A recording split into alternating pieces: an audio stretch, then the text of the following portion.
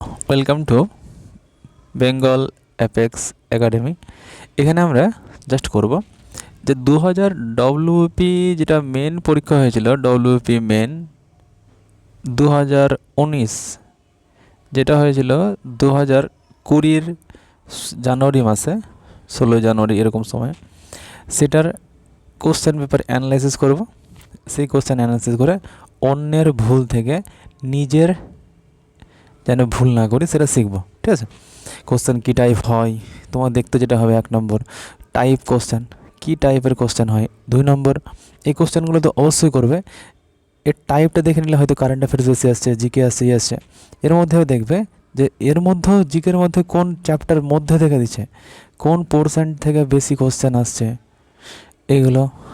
3 নম্বর সেই টপিকগুলো তোমার কভার করা আছে কিনা নেই, তো এইগুলো একটু দেখে নেবে। সামনে পরীক্ষা আসছে কলকাতা পুলিশের মেন, তো তুমি এখানে বিশালভাবে হবে। তাহলে আমরা শুরু করা যাক।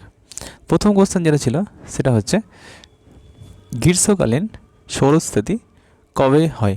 গ্রীষ্মকালীন সৌরস্থিতি যদি কোশ্চেনটা হয়, এটা হাফ কোশ্চেন বলতে পারো। এটা যদি বলি ভুল কোশ্চেন, তাহলে ঠিক কোশ্চেন কি?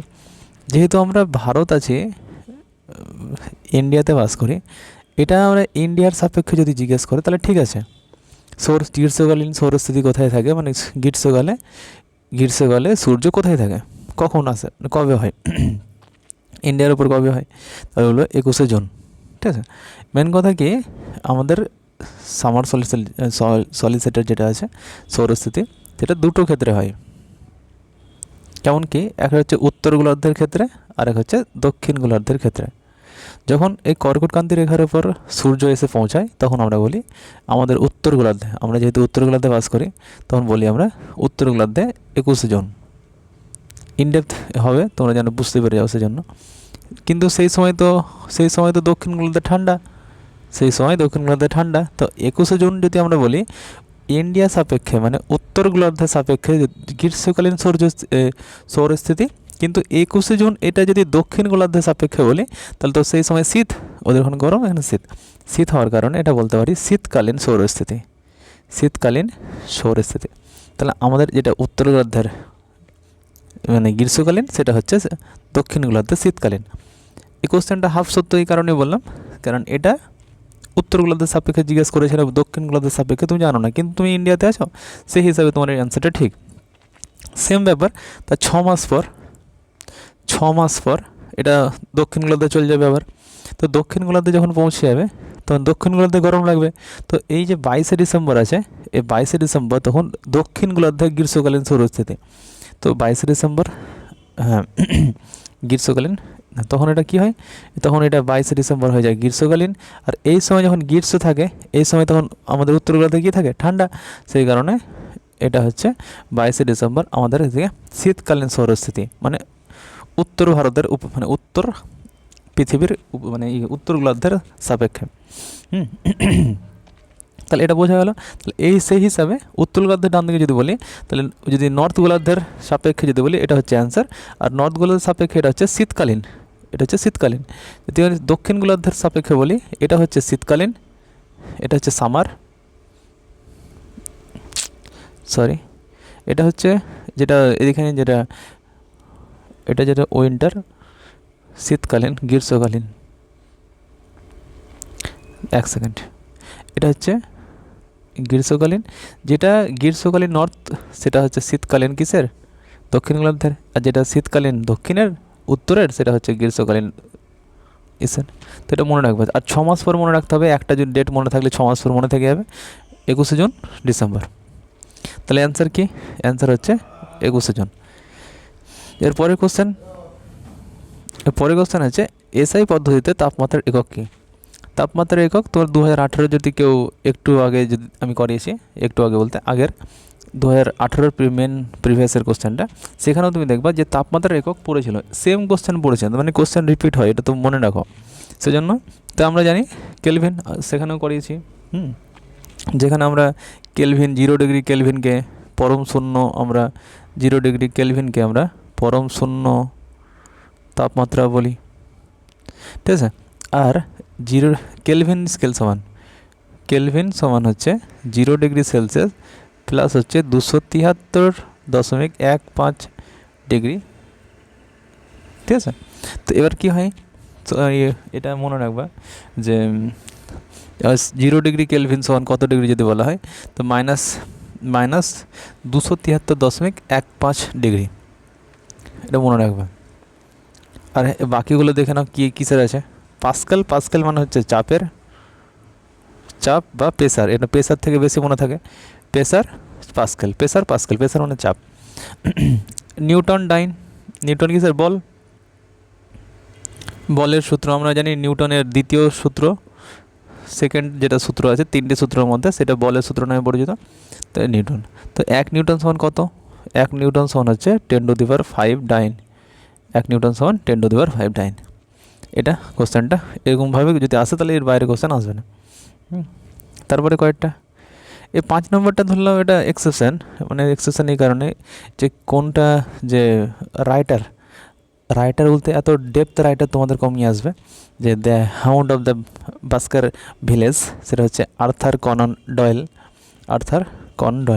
এটা তোমাদের এই কারণে বলছি, কারণ ইনারা যদি শেরলক হোমস, তো নাম শুনবো হয়তো, শেরলক হোমস আছে, এরা বিশাল আছে, মানে ইংলিশ কবিতাদের মধ্যে, ইংলিশ তোমার গুপ্তচরের মধ্যে বিশাল ফেমাস ডয়েল, ঠিক আছে। তারপরে যদি বলি মানবাধিকার দিবস যেটা আছে সেটা হিউম্যান রাইটস দিবস, যেটা হচ্ছে 10ই ডিসেম্বর, ঠিক আছে, 10ই ডিসেম্বর। এখান থেকে যদি অনেক সময় কোশ্চেন আসে 5ই জুন, 6ই জুন তো আসে না, 5ই জুন আসে। 5ই জুন আমরা জানি ওয়ার্ল্ড এনভায়রনমেন্ট ডে। 8ই মার্চ যেটা আছে, 8ই মার্চ আমরা জানি ইন্টারন্যাশনাল ওমেন্স ডে, মহিলা দিবস, বিশ্ব মহিলা দিবস। 6ই আগস্ট কিছু নেই, হ্যাঁ 6ই আগস্ট আছে একটা জিনিস, 6ই আগস্ট আছে নাগাসাকি ডে। যেদিনকে আমেরিকা নিউক্লিয়ার বম ফেলেছিল জাপানের হিরোশিমা শহরে, আর এর 3 দিন পরে 9ই আগস্ট ফেলেছিল পরমাণু বোমা। এটা হিরোশিমা হবে, সরি, এটা হিরোশিমা, এটা হচ্ছে নাগাসাকি, 6ই আগস্ট এটা হচ্ছে, এটা মনে রাখবা। এই যে বমটা ফেলেছিল নিউক্লিয়ার বম, সেটার নাম হচ্ছে লিটিল বয়। 6 তারিখ যেটা ফেলেছিল, আর যেটা নাগাসাকিতে ফেলেছিল সেটা হচ্ছে ফ্যাট ম্যান, এটা মনে রাখবা, ঠিক আছে। তারপরে কি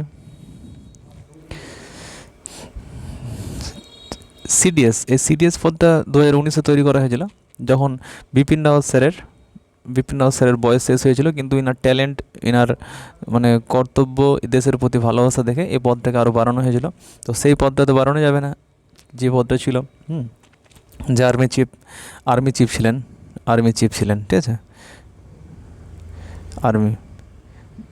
আর্মি চিফ ছিলেন, ইনার এই দেশের প্রতি ভালোবাসা, তারপরে দেশের কর্তব্য পরায়ণতা, এই দেখে সেই সময় গভর্নমেন্ট যিনি ছিলেন, ইনার পদ একটা নতুন করলেন। কী করলেন, আর্মি, নেভি, এয়ারফোর্স এদের উপরে ডাইরেক্ট সুপারভাইজ জাস্ট ছিল প্রেসিডেন্টের, সেখানে বললো না, প্রেসিডেন্টের থাকবে না, এদের উপরও একজন পদ থাকবে, সেটা হচ্ছে CDS, chief of defence staff. এই চিফ অফ ডিফেন্স স্টাফ ছিলেন তো কে, বিপিন রাওয়াত। এখন কি নেই, ইনি তো মারা গেছিলেন, মানে হেলিকপ্টার ইসে। তো সেখান থেকে তারপরে চেঞ্জ হলো অনিল চৌহান, বর্তমানে যিনি চিফ অফ আছেন, এটা দ্বিতীয়তম, প্রথমটা তো বিপিন রাওয়াত ছিলেন, ইনি দ্বিতীয়, অনিল চৌহানজি। তারপর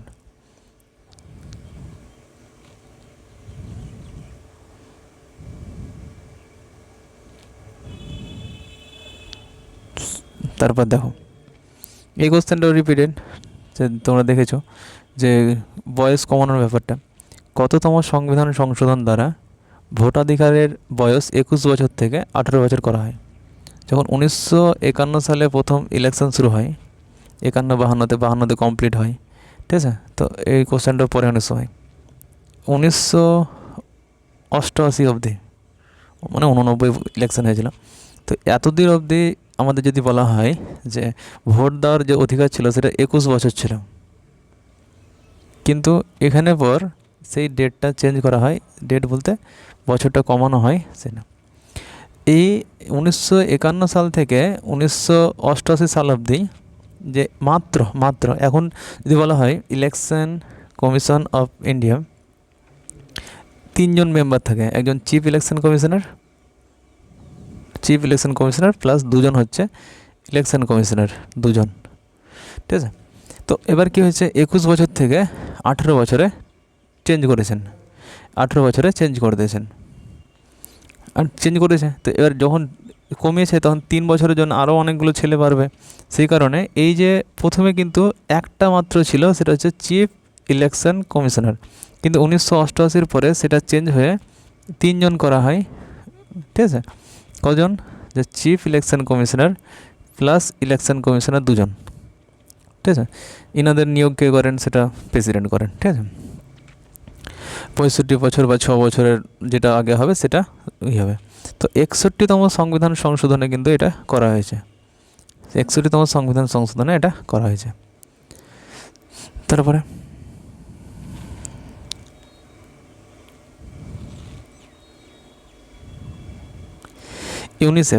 ইউনিসেফ যেটা ইউনাইটেড নেশনের খুব সুন্দর একটা United nation international children emergency fund, বাচ্চাদের জন্য যে এমার্জেন্সি ফান্ড, মানে পুরো বাচ্চাদের জন্য কোনো যদি রোগ আসে, কোনো ভাইরাস অ্যাটাক করে, তখন বাচ্চাদের জন্য এমার্জেন্সি ফান্ড তৈরি করা হয়েছে, এটা হচ্ছে ইউনিসেফ। তো ইউনিসেফের সদর দপ্তর হচ্ছে নিউ ইয়র্কে। আর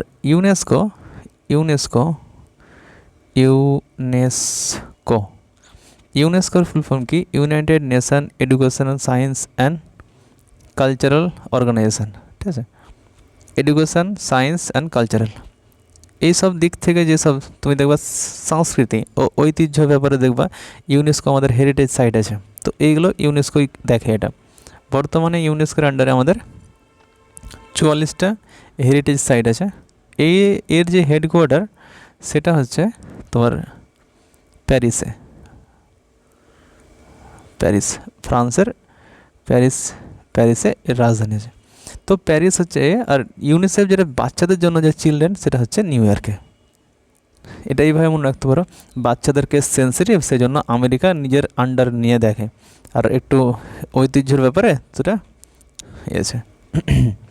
প্যারিসে আমরা জানি আইফেল টাওয়ার আছে, সেটা ভাবতে পারো, যেটা ওটা একটা ঐতিহ্য, সেজন্য ইউনেস্কো হেরিটেজ সাইট একটা ঐতিহ্য।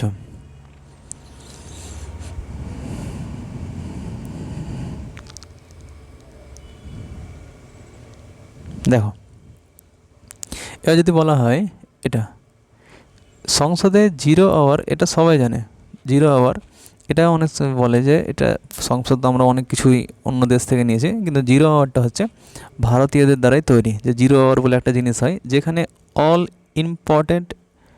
ইম্পর্টেন্ট টপিকগুলো আলোচনা করা হবে, ঠিক আছে। আর 0 আওয়ারে 0 আওয়ার এর আগে যেটা শুরু হয় সেটা থাকে কোশ্চেন আওয়ার, মানে প্রশ্ন পর্ব। তারপরে প্রশ্ন পর্ব শেষ হয়ে গেলে তখন শুরু হয় 0 আওয়ার। তারপরে লাস্ট যেটা শুরু হয় সেটা হচ্ছে এজেন্ডা। তাহলে question hour, 0 hour, agenda, question hour, 0 hour, agenda. তো কোশ্চেন আওয়ার শুরু হয় মেনলি 11টা থেকে 12টা, 0 আওয়ার শুরু হয় 12টা থেকে 1টা, আর এটা 1টা থেকে 1টা হয়তো মিষ্টি দিয়ে মানে লাঞ্চ ফাঞ্চ করলো, তারপরে শুরু হলো। এটা জাস্ট আমাদের এমনি লেখা আছে, কিন্তু এই অনুসারে পালন করা হয় না।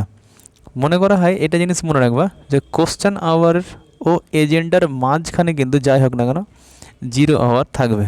সে কোশ্চেন আওয়ার অনেকক্ষণ ধরে চলতে পারে, 1টা বেজে যেতে পারে, বাজতে পারে, তারপরে যে শুরু হবে সেটা হচ্ছে 0 আওয়ার, ঠিক আছে। 0 আওয়ার এখান থেকে, এটা হচ্ছে একটা সংবিধানের টার্ম, কোরাম বলে একটা টার্ম আছে।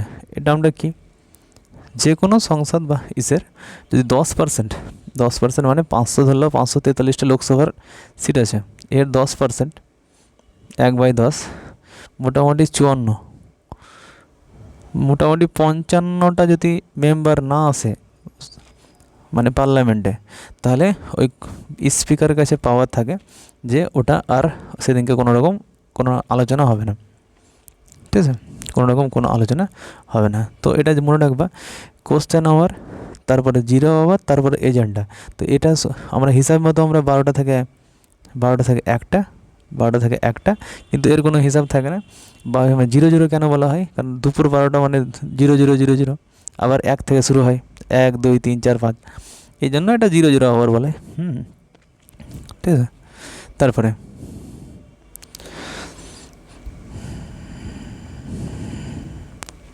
দেখো, শ্রীনিবাস রামানুজন হচ্ছেন একজন গণিতবিদ। ইনি এত কিছু করেছেন। যখন জন্মগ্রহণ করেন তখন ডেট ছিল 22শে ডিসেম্বর 1887। ঠিক আছে। খুব কম বয়সে, 32 বছর বয়সে তিনি মারা যান 26শে এপ্রিল 1920। প্রথম কথা হচ্ছে, ইনার যে ডেট, এই ডেটটা এতটা ইম্পর্ট্যান্ট ডেট যে এই ডেটটাতে কি মানানো হয়, ন্যাশনাল ম্যাথামেটিক্স ডে, জাতীয় গণিত দিবস পালন করা হয় ইনার নাম অনুসারে। এতটা ট্যালেন্টেড ছিলেন। তো ইনি ম্যাথের ডিপার্টমেন্টে খুব বিশাল বড় ছিলেন। ইনার যেমন দুটো ওয়ার্ড সবচেয়ে বেশি ইম্পর্টেন্ট থাকে, যে একটা হচ্ছে 1729, এই নাম্বারটাকে অনেক সময় বলা হয় যে রামানুজন নাম্বার। কারণ কি, এই নাম্বারটা এমন একটা আছে যেখানে দুটো কিউবের যোগফলে তৈরি হতে পারে, যেমন একটা এই মতো মনে পড়ছে আমার, 1 কিউব আর হচ্ছে 12 কিউব, 1 কিউব আর 12 কিউব। আরেকটা আছে, জাস্ট চেক করে নেবে, এই মুহূর্তে মনে পড়ছে না আমার। ঠিক আছে, হ্যাঁ এই তো মনে হচ্ছে 729 মানে হচ্ছে 9 কিউব প্লাস হচ্ছে 10 কিউব। তো 1 কিউব এই, তো এটাই হচ্ছে সবচেয়ে সর্বনিম্ন নাম্বার, যেই নাম্বারটাতে যদি তুমি দুটো, এমন একটা সংখ্যা যে দুটো কিউবকে যোগ করে পাওয়া যায়, এর চেয়ে আগে কোনো সংখ্যা দিয়ে যোগ করে পাওয়া যাবে না। এটা রামানুজন তৈরি করেছিলেন। আরেকটা নাম্বার ছিল যে 4104। ঠিক আছে, এইটা মনে রাখবে, শ্রীনিবাস রামানুজন। তারপরে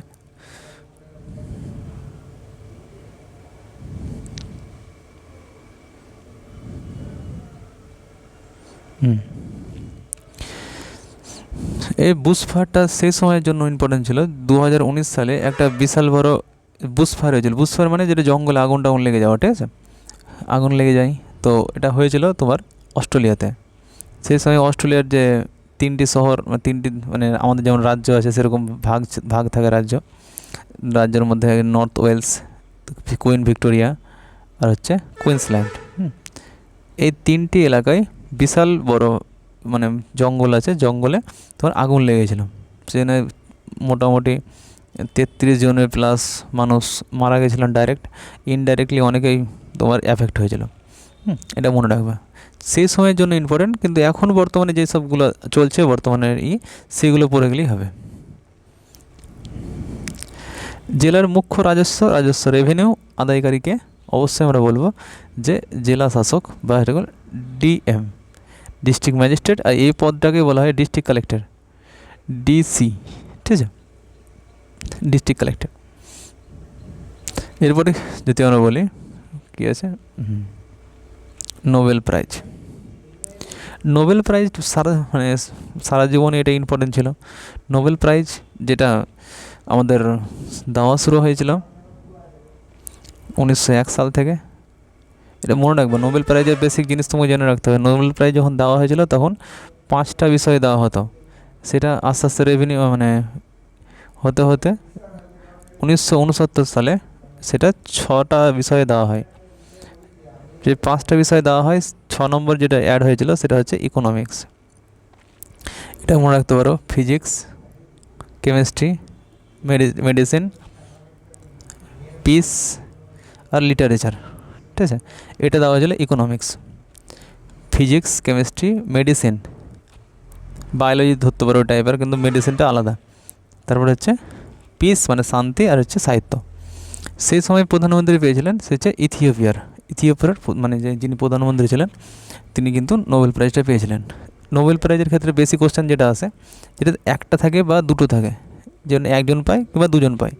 এবারও কিন্তু সেই 2026 অনুযায়ী 2025-এর যেটা পেয়েছে সেটা কিন্তু অবশ্যই মনে রাখবে।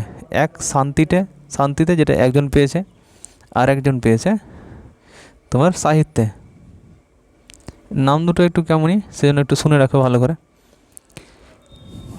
ম্যারিয়া করিনা ম্যাকাডো। ম্যারিয়া করিনা ম্যাকাডো শান্তিতে পেয়েছে, কারণ রিসেন্টলি আমেরিকা দেখলাম ভেনেজুয়েলাতে অ্যাটাক করে দিয়েছে। তো ভেনেজুয়েলার যে প্রেসিডেন্ট ছিলেন নিকোলাস মাদুরো, ওনার বিরুদ্ধে ইনি কথা বলতেন। আর উনি ওখানে ডেমোক্রেসির ব্যাপারে, ডেমোক্রেসি যেন সৃষ্টি হয় পুরো দেশের মধ্যে, মানে ডেমোক্রেসি মানে কি মানুষের দ্বারা যেন সরকার তৈরি হয়, সেই জন্য ম্যারিয়া করিনা ম্যাকাডো তিনি কিন্তু অনেক প্রোটেস্ট করেছিলেন, লড়াই করেছিলেন এরকম। সাহিত্যে যে নোবেল প্রাইজ পেয়েছেন তার নাম কি? তার নাম হচ্ছে ল্যাজলো, আবার বলছি ল্যাজলো ক্রাম হারকাই লাজলো ক্রামা হারকাই। একজন ইনি হচ্ছেন হাঙ্গারি, যেটি ইউরোপের হাঙ্গারি শহর আছে, হাঙ্গারি। এই দুটো নাম পড়তে পারে, ল্যাজলো তোমরা তো অপশান পেয়ে যাবে, ক্রানা হারকাই, ঠিক আছে, ক্রানা হারকাই, লাজলো, মনে রাখবে এটা। শান্তিতে হচ্ছে মারিয়া করিনা ম্যাকাডো, আর সাহিত্য হচ্ছে লাজলো কর্মা হারকাই। এটা বিশাল ইম্পর্টেন্ট, মনে রাখবা। তারপরে ত্রিভুজ পাল বংশের প্রতিষ্ঠাতা সবাই জানে, এটা গোপাল। কত সালে তৈরি হয়? 750। সেই সময় একটা যুদ্ধ চলছিল, সেই যুদ্ধটার নাম কি? ট্রাইপার্টাইট স্ট্রাগল। এটা কী জন্যে? এটা কনৌজ বলে একটা শহর ছিল, কনৌজ। তো কনৌজকে কন্ট্রোল করার জন্য লড়াই কে করছিল? আমরা যদি পুরো ভারতের ম্যাপ দেখি, সেখানে দেখবো বাংলা ডিপার্টমেন্ট থেকে ছিল, মানে বাংলা ডিপার্টমেন্ট না, বেঙ্গল থেকে যেটা ছিল সেটা ছিল পাল বংশ। যেটা বলা হয় এই ডেক্কান রিজিয়ন থেকে মানে লড়াই করছিল। এখানে ডেক্কান নিজের দিকে হবে, এটা হচ্ছে পাঞ্জাব রিজন, পাঞ্জাব এদিকে এই যে গুর্জর প্রতিহার। আর ডেক্কান রিজিয়ন থেকে করছিল রাষ্ট্রকূটাস। এই তিনটাকে ট্রাইপার্টাইটের যুদ্ধ করছিল, সেটা 350 বছর, কোশ্চেনটা এসছে 350 বছর ধরে তখন করছিল। তো এটা মনে রাখবা যে তিনটা স্ট্রাগল চলছিল। এই সময় প্রতিষ্ঠাতা কে করে? এই গোপাল। আর পাল বংশ ছিল বৌদ্ধদের প্যাট্রোনাইজ করা, মানে বৌদ্ধদেরকে বেশি ফেভার করতো, সেজন্য গোপালও একটা ওদন্তপুরী একটা মনেস্ট্রি তৈরি করেছিলেন। এরপরে গোপালের পরে যিনি ছিলেন তিনি ছিলেন ধর্মপাল।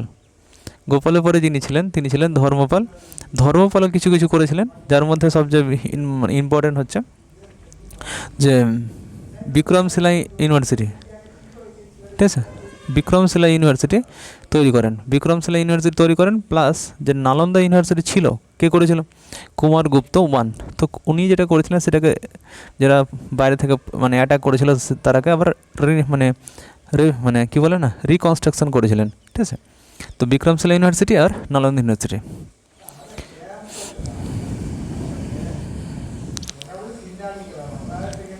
তারপরে এখান থেকে এটি মনে রাখবা।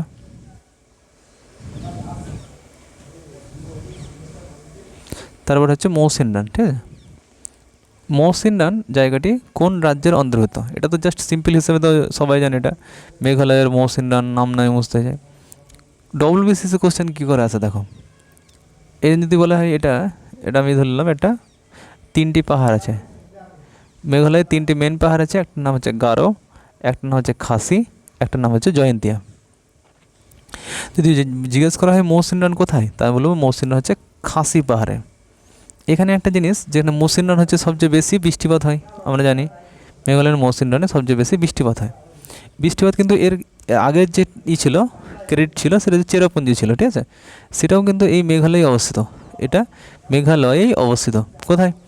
মেঘালয়ের পূর্ব ঢালে যেটা ছিল সেদিকে ছিল, মেঘালয়ের পূর্ব ঢালে চেরাপুঞ্জি ছিল, চেরাপুঞ্জি। আর দক্ষিণ ঢালে হচ্ছে মৌসিনরাম, দক্ষিণ ঢালে মৌসিনরাম। মৌসিনরামে কিন্তু সর্বাধিক বৃষ্টিপাত হয়, ঠিক আছে। তো দক্ষিণ ঢালে মেঘালয়ের খাসি পাহাড়ের মধ্যে এটা আছে। এখানে একটা জিনিস নোট করে নেবে, এই গারো পাহাড়ে যেটা আছে, গারো পাহাড়ে এখানে আছে Nokrek biosphere reserve, Nokrek biosphere reserve. আরেকটা জিনিস মনে রাখবা, মেঘালয়ের রাজধানী যে শিলংও কিন্তু খাসি পাহাড়ে, শিলংও কিন্তু কী পাহাড়ে?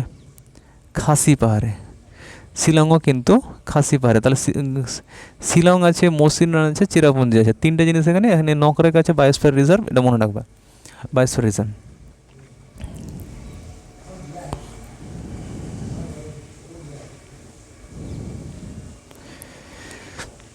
মেগাস্থেনিস যদি বলা হয়, মেগাস্থেনিস হচ্ছে, আমি যদি বলি, একজন হচ্ছে অ্যাম্বাসেডর বা রাজদূত।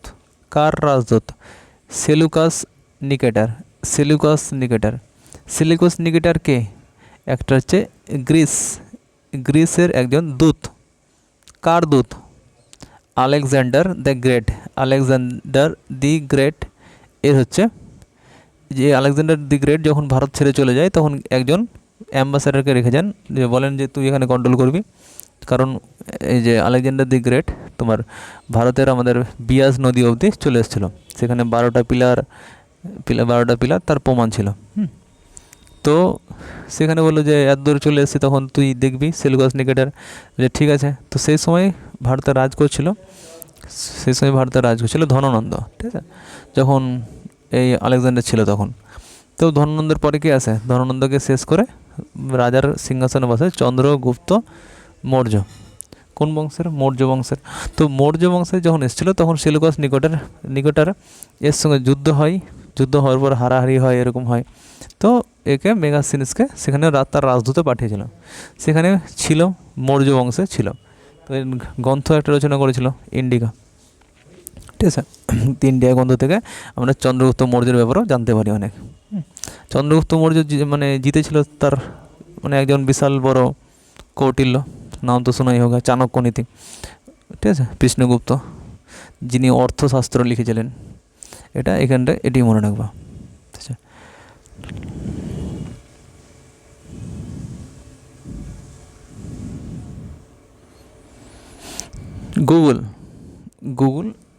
গুগলের যে সিইও একজন ভারতীয়, সেজন্য এর নামটা পরে কী নাম? যে সুন্দর পিচাই। শুধুমাত্র গুগলের নয়, অ্যালফাবেট বলে একটা আছে, গুগলের একটা সেটারও সিইও ইনি, ঠিক আছে। যে সত্য নান্ডালা, ইনিও একটা বিশাল বড় ইনফোসিস কোম্পানির, ঠিক আছে, ইনফোসিস কোম্পানির। এবার যদি কিছু কোশ্চেন আসে, যে ফেসবুক, ইনস্টাগ্রাম, হোয়াটসঅ্যাপ, এদের যদি সিইও জিজ্ঞেস করে, তাহলে মার্ক জুকারবার্গ নিজে দেখেন, ঠিক আছে। ইউটিউবের ক্ষেত্রে মনে রাখবা, ইউটিউবের যে একজন ভারতীয় আছে, যিনি ভারতীয় সিইও, নাম হচ্ছে ভারতীয় বংশোদ্ভূত, বংশভূত, তার নাম হচ্ছে নীল মোহন,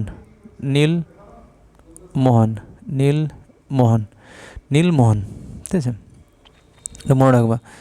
সুন্দর পিচাই। মিতিন মাসির সোর্সটা, এই সোর্সটাগুলো বিশাল, ভারতীয়, আমাদের যদি ওয়েস্ট বেঙ্গলে পরীক্ষায় দেখি, বেশিরভাগ কোশ্চেন কিন্তু ওই সোর্সটা থেকে আসে। যদি বলা হয় মিতিন মাসির সোর্সটা, এটা বলবো সুচিত্রা ভট্টাচার্য হচ্ছে মিতিন মাসির সোর্সটা। এটা মনে রাখবা, শীর্ষেন্দু মুখোপাধ্যায় নয়, শরদিন্দু মানে শরদিন্দু, শীর্ষেন্দু না, সরি, শরদিন্দু, শরদিন্দু বন্দ্যোপাধ্যায়, শরদিন্দু বন্দ্যোপাধ্যায়, যিনি তোমাদের বাংলার যে গুপ্তচর যে ইগুলো হয়, বাংলার যে গুপ্ত কাহিনীগুলো হয়, সেই গুপ্ত কাহিনীর স্রষ্টা। ব্যোমকেশ বক্সী, কি ব্যোমকেশ বক্সী, ব্যোমকেশ বক্সীর স্রষ্টাকে শরদিন্দু। আমাদের যে সিনেমা জগতের সবচেয়ে বিশাল ডাইরেক্টর ছিলেন আমাদের বেঙ্গল থেকেই, সত্যজিৎ রে, সত্যজিৎ রায়, যিনি কিনা ফেলুদা চরিত্রের জন্য বিখ্যাত। ফেলুদা চরিত্রের যে স্রষ্টা সেটা হচ্ছে সত্যজিৎ রায়। 3-4টে আছে, দেখে নেবে একটু। ফেলুদা হলো সত্যজিৎ রায়।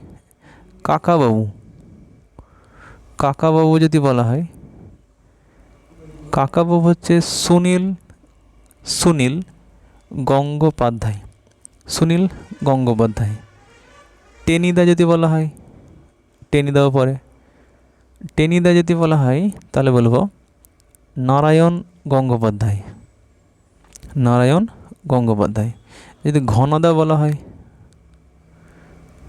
ঘনদা পড়েছিল, প্রেমেন্দ্র মিত্র, কি প্রেমেন্দ্র মিত্র। টেনিদা নারায়ণ, কাকাবাবু সুনীল, ঘনদা প্রেমেন্দ্র মিত্র।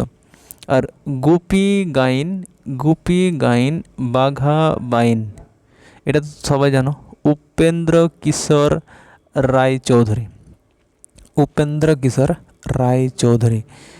আর পড়তে হবে না, এটি অনেক, ঠিক আছে, এটি দেখে নেবে। মিতিন মাসের স্রষ্টা সুচিত্রা ভট্টাচার্য, কাকাবাবু সুনীল গঙ্গোপাধ্যায়, টেনিদা নারায়ণ গঙ্গোপাধ্যায়, ঘনদা প্রেমেন্দ্র মিত্র, গোপী গাইন বাঘা বাইন হচ্ছে উপেন্দ্র কিশোর রায়চৌধুরী, সত্যজিৎ রায় ফেলুদা, আর ব্যোমকেশ বক্সী হচ্ছে শরদিন্দু বন্দ্যোপাধ্যায়, শরদিন্দু বন্দ্যোপাধ্যায়।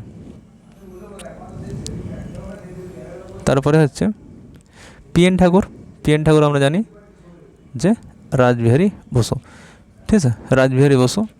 সুভাষচন্দ্র বসু ব্যাপারে যদি বলি, ঠিক আছে, সুভাষচন্দ্র বসু নিয়েছিলেন ছদ্ম, যেটা আফগানিস্তান থেকে যাওয়ার সময় হেল্প করেছিলেন। তো হেমচন্দ্র কানু, ওনার ব্যাপারে অনেক কিছুই আছে, একটা লাইনে শেষ করা মুশকিল।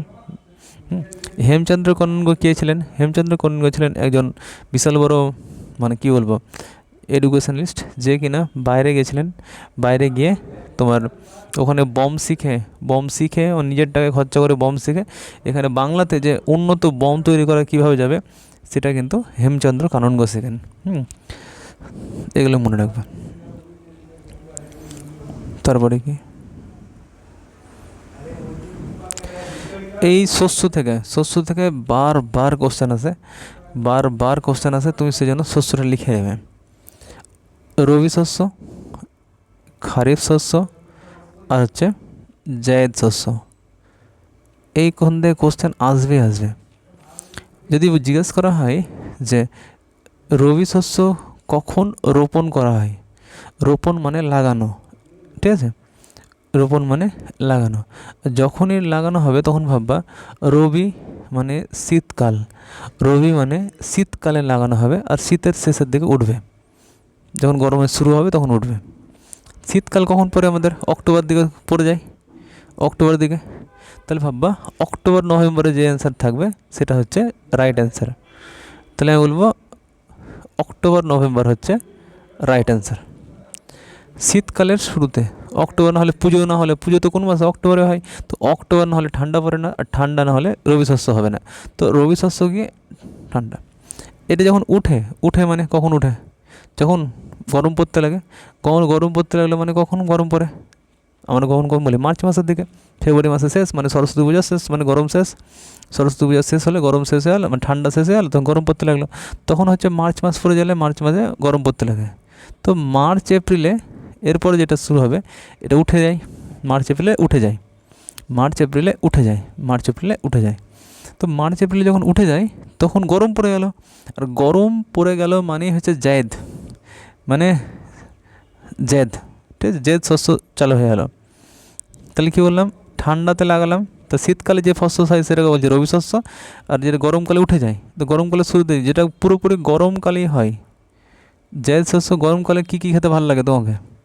গরম হলে একটু শশা, জল জাতীয় খাবার, তরমুজ, খরমুজ, ঠিক আছে, তরমুজ, খরমুজ, লাউ, ঝিঙে এগুলো বেশি হয়।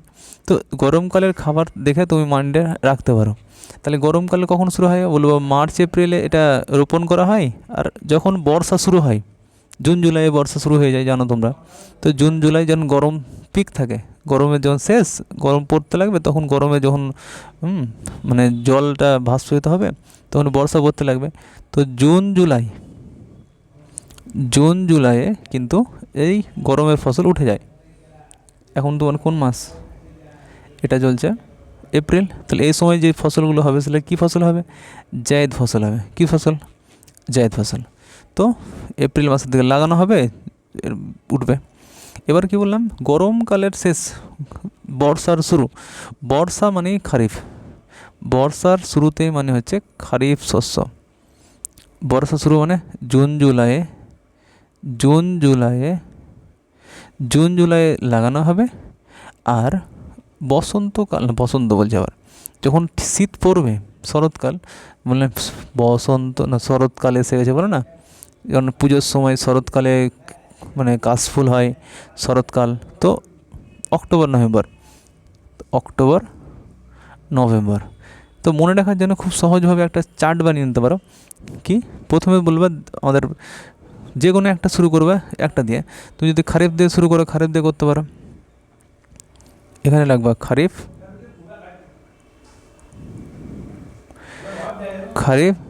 তারপরে লাগবে, এটা এইভাবে না, এইভাবে করবা যে রবি,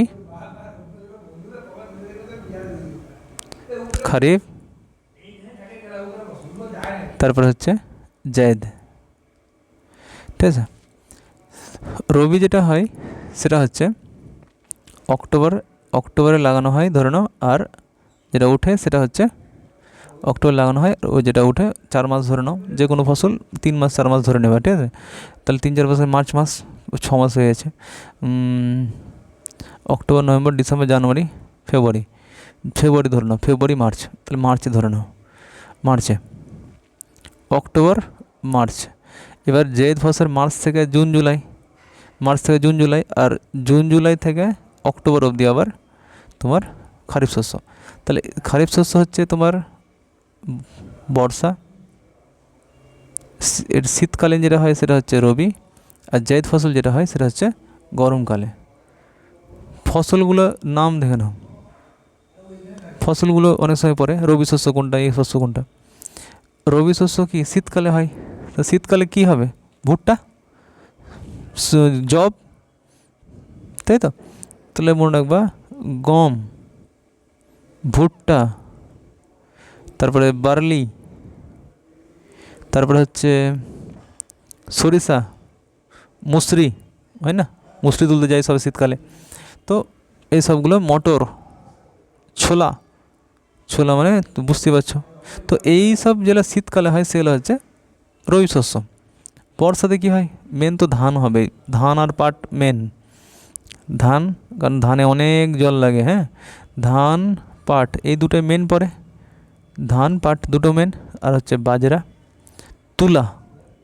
তুলাও অনেক সময় লাগে পরে, হ্যাঁ, তুলা আর জোয়ার, জোয়ার, এগুলো মনে রাখবে। ধান, ভুট্টা আমি এইসব বললাম না, শীতকালে না, ভুট্টা গরমকালে বৃষ্টিতে হয়। ধান, ভুট্টা, জোয়ার, বাজরা, তুলা, পাট। আর গরমকালে যেটা বলে দিলাম, শশা, তরমুজ, খরমুজ যেগুলো আছে, এগুলো লাউ, ঝিঙে, এগুলো। তো এখান থেকে আশা করি আর তোমাদের প্রবলেম হবে না। ঠিক আছে, এখান থেকে আসে কিন্তু প্রত্যেকবার একটা ছেড়ে আসে, একটা ছেড়ে কোশ্চেন আসে। তারপরে কোশ্চেন হচ্ছে স্বপ্নবর্মন। সেই সময় স্বপ্নবর্মন অনেকগুলো এশিয়ান কাপ জিতেছিলেন 2018-19-এ, সেজন্য নাম পড়েছিলেন। তো এখন তোমাদের যে নাম যদি পড়ে, যেমন রিসেন্টলি শীতল দেবী, যে তোমার প্যারা অ্যাথলেটিকে বিশাল বড় নাম করেছেন, কোথাকার, জম্মু কাশ্মীরের, এগুলো কিন্তু পড়ে। তো পশ্চিমবঙ্গের কোন জেলার বাসিন্দা, অবশ্যই কিন্তু জলপাইগুড়ি জেলার বাসিন্দা, কোচবিহার নয়। হ্যাঁ, তখনকার ইম্পর্টেন্ট ছিল, এখন ইম্পর্টেন্ট নেই, এটা কিন্তু পড়বে না। কী খেলতেন না খেলতেন এগুলো তোমার সেগুলো আছে। তো এখনকার হিসাবে এটা ইম্পর্টেন্ট না, জাস্ট জেনে রাখো যে হ্যাঁ, নাম পড়ে কিছু স্পোর্টসম্যানদের, সেই নামগুলো তোমরা জেনে রাখবা। এইটা ইম্পর্টেন্ট। এটা ইম্পর্টেন্ট কেন, যে কোন খাল প্রশান্ত মহাসাগর আর আটলান্টিক মহাসাগরকে যুক্ত করেছে? কোন খাল প্রশান্ত আটলান্টিক মহাসাগর যুক্ত করেছে? যদি আমরা পুরো দেখি ওয়ার্ল্ড ম্যাপ, তাহলে এটা হচ্ছে উত্তর আমেরিকা, এটা হচ্ছে দক্ষিণ আমেরিকা, এটা হচ্ছে ইউরোপ, এটা হচ্ছে এশিয়া, এটা হচ্ছে আফ্রিকা, এটা হচ্ছে অস্ট্রেলিয়া। তো এখানে একটা প্রণালী আছে, এখানে এটা বড় হয়ে গেল, এটা মিডল ইস্ট করে দিই তাহলে বুঝতে সুবিধা হবে। মিডল ইস্ট, এখানে একটা প্রণালী আছে, এখানে একটা প্রণালী আছে, এখানে একটা প্রণালী আছে, এখানে একটা প্রণালী আছে। এগুলো মেন প্রণালী, এখানে একটা। তাহলে যে প্রণালীগুলো বলবো সেটা একটু ধ্যান দেবে, তাহলে তোমাদের এই প্রণালী থেকে যদি কোনো কোশ্চেন আসে তাহলে প্রবলেম হবে না। এখানে যে প্রণালীটা আছে সেটা হচ্ছে পানামা খাল। পানামা খাল, যেখানে কিনা এখানে প্রশান্ত মহাসাগর আর এদিকে আছে আটলান্টিক মহাসাগরকে যুক্ত করছে। এই আটলান্টিক মহাসাগরে চলে এলাম, এবার আটলান্টিক মহাসাগর থেকে এখানে হচ্ছে ভূমধ্য মহাসাগর। তো আটলান্টিক মহাসাগর থেকে ভূমধ্য সাগর, যেটা দিয়ে যাবে আটলান্টিক থেকে যদি ভূমধ্য সাগর যাবে, সেটা হচ্ছে জিব্রাল্টার প্রণালী। কী প্রণালী? জিব্রাল্টার প্রণালী। জিব্রাল্টার প্রণালী, জিব্রাল্টার প্রণালীর পরে যদি আমরা দেখি এই জিব্রাল্টার প্রণালী কী হলাম, আটলান্টিক থেকে ভূমধ্য সাগর। ভূমধ্য সাগর থেকে আবার যেখান দিয়ে আসবো লাল বা লোহিত সাগর, সেটা দিয়ে আসবো সুয়েজ ক্যানাল। ঠিক আছে, সুয়েজ ক্যানাল কোথায়? ভূমধ্য সাগর থেকে লাল সাগর। আর ভূমধ্য সাগর থেকে আরব সাগরে আসবো, বা এটা Gulf of Aden. Gulf of Aden. তো এখানে যেটা আসবো সেটা হচ্ছে বাবে মান্ডেভ আছে। এখানে যেটা নাম তোমরা শুনছো এখন, সবচেয়ে বেশি নাম তোমরা শুনবা যে হচ্ছে স্ট্রেট অফ হরমুজ, যেটা হচ্ছে পার্সিয়ান গালফ থেকে গালফ অফ ওমান। ঠিক আছে, গালফ অফ ওমান এখানে যুক্ত করছে হরমুজটা। এখানে কিন্তু ইরান আছে, ইরান এটাকে কন্ট্রোল করে গালফ অফ হরমুজকে। তো পার্সিয়ান গালফকে গালফ অফ ওমান থেকে কানেক্ট করে। ঠিক আছে, এইগুলো মনে রাখবা, বাকিগুলো আরও আছে, অনেক কিছু আছে। অ্যান্সার হচ্ছে তাহলে পানামা খাল। সুয়েজ ক্যানাল কী বললাম, হচ্ছে ভূমধ্য সাগর থেকে লোহিত সাগর। ঠিক আছে, উত্তর সাগর যেটা আছে সেটা এইদিকে আছে, অতটা ইম্পর্টেন্ট না। তারপরে যেটা কোশ্চেন আছে ইসরো থেকে কিছু কোশ্চেন তুমি লিখে নাও, মানে খুবই ইম্পর্টেন্ট আছে। ইসরো থেকে কী আছে, প্রথম কোশ্চেন, ইসরোর নাম ইসরো ছিল না প্রথমে, ইসরোর নাম কী ছিল তাহলে?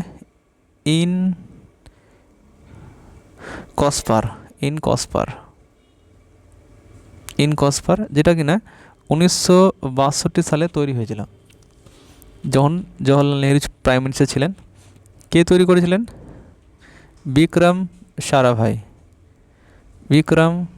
সারাভাই। সেজন্য বিক্রম সারাভাই যিনি ছিলেন, তিনাকে বলা হয়, কি বলা হয়, যে space father of Indian space. ঠিক আছে, ভারতীয় অন্তরিক্ষ ইসের জনক বলা হয় কাকে? বিক্রম সারাভাইকে। ভারতীয় স্পেস সেন্টার। ঠিক আছে, সেটা নাম চেঞ্জ হয়, কাজ একই হয়, ইসরো নাম চেঞ্জ করা হয়। ইসরো ফুল ফর্ম কে? Indian Space Research Organisation. যেদিনকে আমাদের স্বাধীনতা দিবস ছিল 15ই আগস্ট, সেদিনকেই কিন্তু এটা নাম চেঞ্জ করা হয় না। তখন সেই সময় প্রাইম মিনিস্টার ছিলেন ইন্দিরা গান্ধী। ঠিক আছে, ইন্দিরা গান্ধী কত সাল? 1969 সালে। তো 1969 সালে RAW research and analysis wings, তো এটাও তৈরি করা হয়েছিল এই সময়। ঠিক আছে, এটা 19 অনুসারে যদি বলা হয়, এটা কারেন্ট অ্যাফেয়ার্সের মধ্যে পড়ে। 19 অনুসারে সেই সময় কে শিভান ইনি ছিলেন কিন্তু ইসরোর চেয়ারম্যান। বর্তমানে কিন্তু ইনি নেন, তো হচ্ছে ভি নারায়ণন নারায়ণন, ইনি হচ্ছেন বর্তমানে চেয়ারম্যান 2026 অনুযায়ী, আপডেট অনুযায়ী। ঠিক আছে, কে সিমন, এটা একটা জিনিস মনে রাখবে, চন্দ্রযান যে 2 ইনার আন্ডারে করা হয়েছিল, আর এটা আমরা একটুর জন্য এটা মিস করে গেছি আমাদের সাকসেসফুল হতে। এটা মনে রাখবা। তো এখন বর্তমানে নারায়ণ। এস সোমনাথজি ছিলেন, এস সোমনাথজির পরে কিন্তু ভি নারায়ণ ছিলেন। ঠিক আছে, আর এস সোমনাথজির সময়ে হয়েছিল চন্দ্রযান 3। তারপরে কি আছে, এই রোডগুলো বিশাল, মানে এত ডেপথ কোশ্চেন আশা করি কমই আসে, বাট করে রাখবে তোমরা যে the strange case of doctor Jekyll's and mister Hyde, কে লিখেছেন, রবার্ট লুইস স্টেভেনসন। এটুকু শুধু মনে রাখবা। এবার যদি বলা হয় ক্যাবিনেট ক্যালসিয়াম কার্বনেট, ক্যালসিয়াম কার্বনেটের সংকেত কি, CaCO3। এখানে যদি বলা হয় এর পরিমাণ কত, পার্সেন্টেজে চেয়েছে অ্যান্সার, তাহলে পার্সেন্ট প্রথমে আছে কতটা সেটা দেখি। ক্যালসিয়ামের পরিমাণ চেয়েছে, তো প্রথমে পুরোটার কত আছে দেখি। ক্যালসিয়ামের আণবিক গুরুত্ব হচ্ছে 40, কার্বনের হচ্ছে 12, অক্সিজেন হচ্ছে 16, কিন্তু 16 কটা, 3টে, 3 16 48। ঠিক আছে, তাহলে কত হচ্ছে 48 12 60, 60 আর 40 হচ্ছে 100। তাহলে 100-র মধ্যে ক্যালসিয়াম কত, 40 আছে, তাহলে ডাইরেক্ট বলতে পারি 40%। ঠিক আছে, তাই ডাইরেক্ট কী বলতে পারি, 40%। তো ক্যালসিয়ামের মনে রাখতে হবে, হ্যাঁ, তোমাদের জিঙ্ক অবধি মনে রাখতে হবে, 30টা আণবিক গুরুত্বগুলো মনে রাখতে হবে। প্রায় 40 কিন্তু, হ্যাঁ 40, পাক্কা 40 না, প্রায় 40। তার মানে কী আছে, তারপরে কোশ্চেন হচ্ছে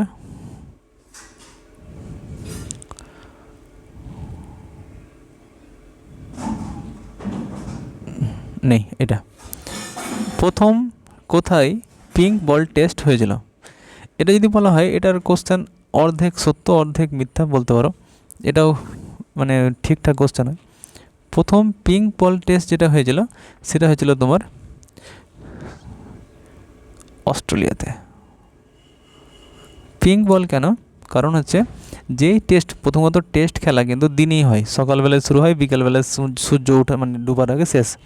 কিন্তু যখন পিঙ্ক বল হচ্ছে তার মানে হচ্ছে ডে নাইট টেস্ট, যেগুলোতে ডে নাইট টেস্ট হবে সেগুলো নিয়ে তোমার পিঙ্ক বল ইউজ করা হয়। কারণ রাত্রেবেলায় তোমার দেখতে সমস্যা হয়, কি যদি বলা হয় যে লাল বল ইউজ করা হয় টেস্টে, সেটা দেখতে সমস্যা হয় রাত্রেবেলা, সেই কারণে পিঙ্ক বল ইউজ করা হয়।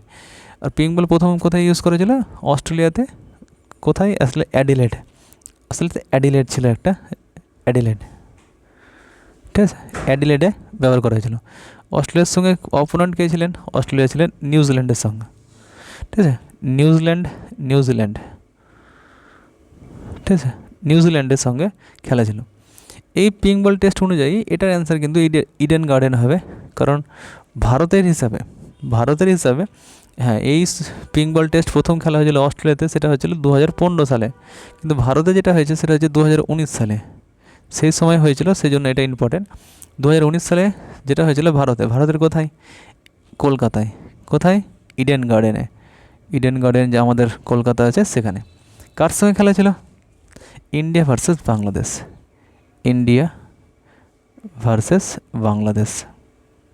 ঠিক আছে, ইন্ডিয়া ভার্সেস বাংলাদেশের সঙ্গে খেলা ছিল, 2019 সালের টেস্ট খেলা ছিল, সেখানে পিঙ্ক বল টেস্ট প্রথম খেলা শুরু হয়। ঠিক আছে, দেখো সাইক্লোন থেকে কোশ্চেন অনবরত এসেই চলেছে, হ্যাঁ, সাইক্লোন, টর্নেডো, উইলিজ, টাইফুনস। ঠিক আছে, তো এগুলো মনে রাখবা যে কোথায় কোনগুলো হয়। যদি ওয়ার্ল্ডের দিক থেকে দেখতে যাও, এগুলো তোমাদের ওয়ার্ল্ড ম্যাপের একটা আন্দাজ বানাচ্ছে। যেটা ইন্ডিয়ান ওশানে ক্রিয়েট হয় সেটাকে সাইক্লোন বলা হয়। ঠিক আছে, যেটা প্যাসিফিক ওশানের ওদিকে হয় সেটাকে বলা হয় টাইফুন। ঠিক আছে, যেটা এই ভূমধ্যসাগরের এদিকে হয় সেটাকে বলা হয় টর্নেডো, এদিকেও বলা হয় টর্নেডো। ঠিক আছে, কী বললাম, সাইক্লোন, চাইনিজ, জাপান টাইফুন, এদিকে হচ্ছে আমেরিকা, ইউরোপ টর্নেডো, এদিকে অস্ট্রেলিয়া আছে, অস্ট্রেলিয়াতে মনে রাখবা উইলিজ। ঠিক আছে, মনে রাখবা। তো সেই সময় শেষের দিকে, প্রথমের দিকে কিন্তু ফোনই হয়েছিল, কিন্তু প্রথমের দিকে চাইনি, চেয়েছে শেষের দিকে, সাইক্লোন, শেষের দিকে কী ছিল, বুলবুল। রিসেন্টলি 2026-এর নয়, 26-এর পরীক্ষা 25 অনুযায়ী একটাই শুধু মনে রাখবা, রেমাল হয়েছিল মে মাসের দিকে 2025-এর, যেটা কি না আমাদের পশ্চিমবঙ্গ সহ এদিকে একটু সমস্যা করেছিল, যেটা নাম দিয়েছিল ওমান। নাম কে দিয়েছিল? ওমান দিয়েছিল, রেমাল। তারপরে কী আছে কোশ্চেন?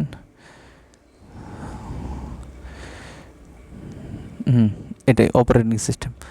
দেখো অপারেটিং সিস্টেম থেকে বারবার কোশ্চেন, এবার রিসেন্টলি যেটা এসআই পরীক্ষা হয়ে গেল সেখানেও কোশ্চেনটা তুলে দেখবে, সেই অপারেটিং সিস্টেম থেকে দিয়েছিল কোশ্চেন। তো অ্যাপেলের যে আইফোন আছে তার অপারেটিং সিস্টেমের নাম কি? অবশ্যই হচ্ছে আইএস। বাকি যেগুলো আছে সবগুলোই কিন্তু অপারেটিং সিস্টেম।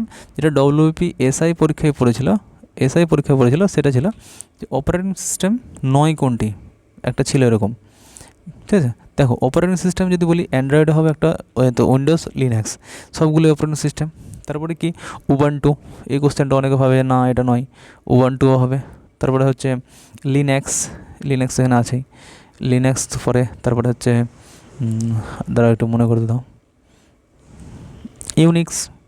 ইউনিক্সের কোশ্চেন আছে, ইউনিক্স একটা অপারেটিং সিস্টেম। আইওএস তো আছেই, যেটা অ্যাপেল শুধুমাত্র নিজে ইউজ করে। এইগুলোই মনে রাখবা, এগুলো ইম্পর্টেন্ট, এগুলো থেকে বেশি কোশ্চেনগুলো আসে। তো তোমাদের এইগুলো কোশ্চেন টাইপ প্লাস যেই কোশ্চেনগুলো করানো হলো সেগুলো পুরোটাই ডিটেলসে দেখবে, তোমরা অনেকটা ইমপ্রুভ করবে, এটা শিওর। শুধুমাত্র জেনে গেলাম, শুধু উত্তর জানলে হবে না, উত্তরটা কোথা থেকে আসছে সেটাও কিন্তু জানতে হয়। ঠিক আছে, আজকের মতো এতটাই।